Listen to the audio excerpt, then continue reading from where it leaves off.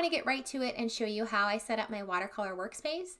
Then I'm going to demo a few fun extra watercolor supplies that you might want to consider using, and that'll be it for today's lesson. Remember that I've linked to all of these supplies in the video's description, and you can get a quick synopsis about these supplies and some other ones in your supply list that you can find at paint333.com.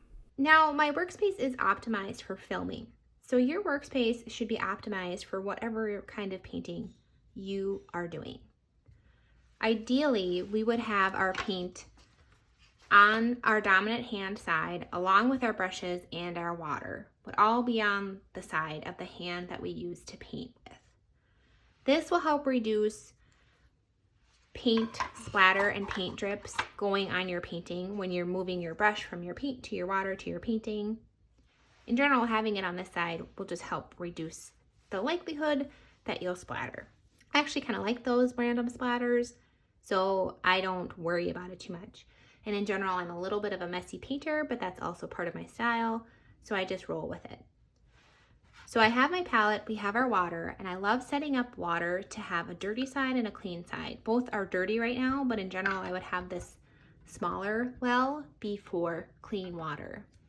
The other thing I love, and I can't turn this over because it's full of water, the other thing I love about this specific water bucket is it has a rubber gripper on the bottom, so it won't slide around, unlike my palette, which can be pretty slippery. So I do like that, and it's very cheap. It's actually, I think, a pen office organizer cup. Really good find at Walmart. And my palette is also from Walmart, which is pretty cool. And then we'll have our brushes, and I typically just lay out my brushes on my blotting towel. You'll definitely need some sort of blotting towel or rag or Kleenexes while you paint. The thing with rags is that if you can get some kind of lint-free solution for your rag setup, that would be ideal, because those fibers can show up in your art as you're painting. This is just 100% cotton towel. I like it because I kind of just flip it over and use the clean side, and then when it gets dirty, I start fresh. One of my favorite artists, Sterling Edwards, uses this system for his blotting. It's just a toilet paper tube taped with paper towels all around it, and then when the paper towels get really dirty, he just replaces the paper towels and lets the whole thing dry out. This works great too, but I don't know, it's just a little bulky for me, mostly for filming, so I typically use this. Microfiber is a good option. Whatever you have lying around, don't overthink it.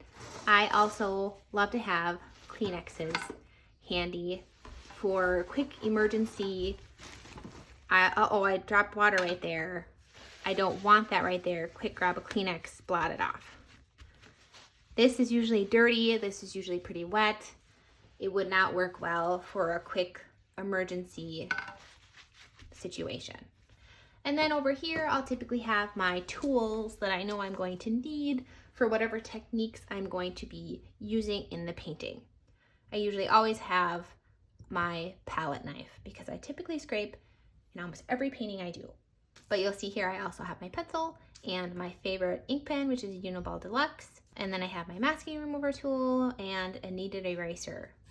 I also typically have a little sheet of paper where I have planned out my painting, the techniques, the steps, and the colors I want to use. And I usually put that within reach so I can see it while I paint. Outside of the frame of filming, I usually have my reference photo loaded onto my laptop screen so I can see it while I paint as well. So that's how I set up my workspace. Now I'm going to demo a couple of the things that are helpful to know with the tools that I use, and then we'll go into demoing some of the fun extra supplies that I like to use as well. For all my art, I just use a plain HB No. 2 pencil. This is from Amazon. The thing is, the eraser that it comes with, I don't like how it erases on watercolor paper. This is Fabriano Studio 140 pound cold press, the back side. And you can't really see it. it's actually not doing this very bad on this paper, but oftentimes it can leave pink residue behind. So I really love, and this is very hairy and old and gross, but I love my kneaded eraser. You can make it so it can erase into really fine areas. It never leaves a residue behind.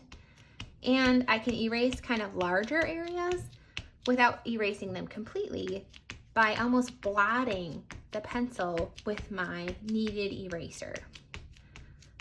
And of course, if you want to erase completely, you can do that too by rubbing it on the pencil mark. I'll be demoing this in a different video, but I also love PBO masking fluid, they call it drawing gum, to mask out any areas of white that I don't want affected by the paint while I paint. This is my masking fluid remover tool, so this is typically within reach. My artist tape. My favorite artist tape that I've ever tried is from Cheap Joe's, and they just call it artist tape. And it's like a masking tape that is very easy to remove without either leaving a residue and without tearing your watercolor paper. So I'll use this if I'm taping down my paintings so they don't move while I paint. And I'll also use it for taping my tracings and my art to the window when I trace them. Now I'm going to demo some extra supplies that I don't use in every painting that I do, but are really fun to use for when you need them. My first extra supply is a Uniball Deluxe pen. You can do this for whiskers. You can do it for signing your art. You can do it for hair, extra hair. The cool thing about this pen is that when it's wet, you can still manipulate it, soften some of these edges,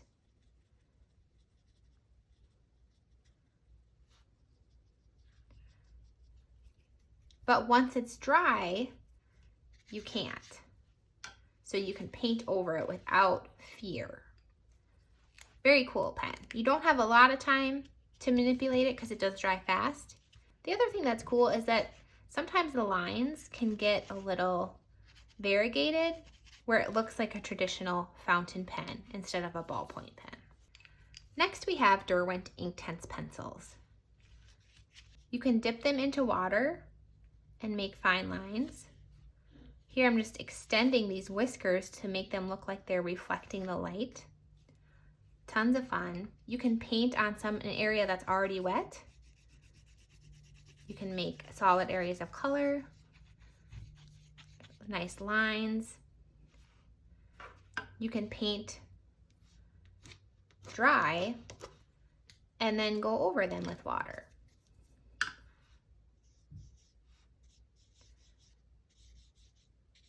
Next, I want to just do a quick demo of Brusho. I do have a video all about Brusho and how I painted this lizard using a little bit of Brusho, but you're going to want to have a wet area before you put the Brusho on it. And this powdered pigment just makes really cool effects when you have it going onto wet paper. So when I do Brusho, I will keep it shut and I will poke a little hole in the top and label the color so it's easy for me to use while I'm painting and it doesn't let a lot out. If you open the whole thing, very messy, hard to control. Next we have Bleed Proof White by P.H. Martin, and I've seen this in my watercolor groups. A lot of people love it.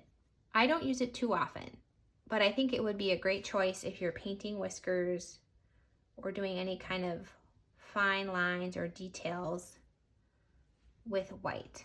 So I just add a little water to, because it gets pretty thick pretty fast, I've noticed, and I'll just add a little water to the cap and then work with it from there.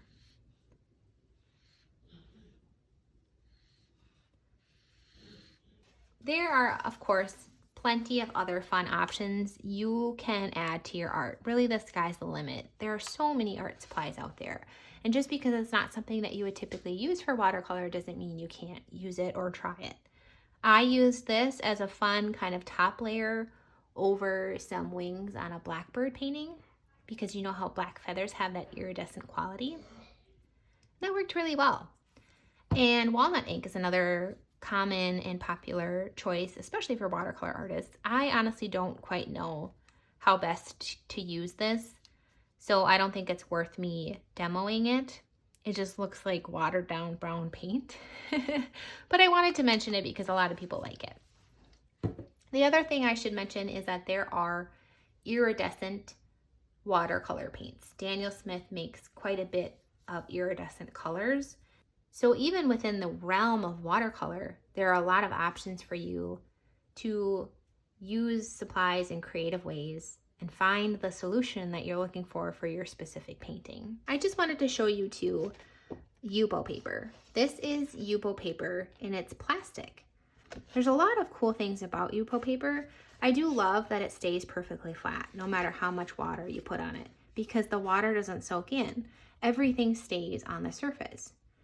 You can lift very easily with Yupo paper because, again, it doesn't soak in, although staining colors will sometimes stain the surface. You'll also see here some of my Derwent Inktense pencil marks. A lot of fun to use Inktense pencils on Yupo paper, and the use of Sharpie, splatter, letting the colors mix and mingle and then dry that way can produce some really interesting areas in your painting. Finally, lifting. And now you have a great foundation for watercolor supplies.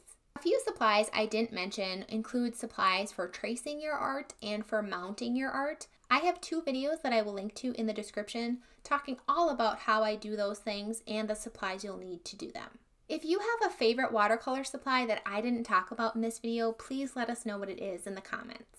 Next week, we are going to cover my 13 favorite watercolor techniques. But before we get to those, we actually have our first live Q&A tomorrow, which will stay on YouTube as a replay. I'll be answering some of the commonly asked questions I get in the comments, and if you're on my email list, you'll have an opportunity to ask some questions ahead of time so I can include those in the live Q&A tomorrow. Happy painting!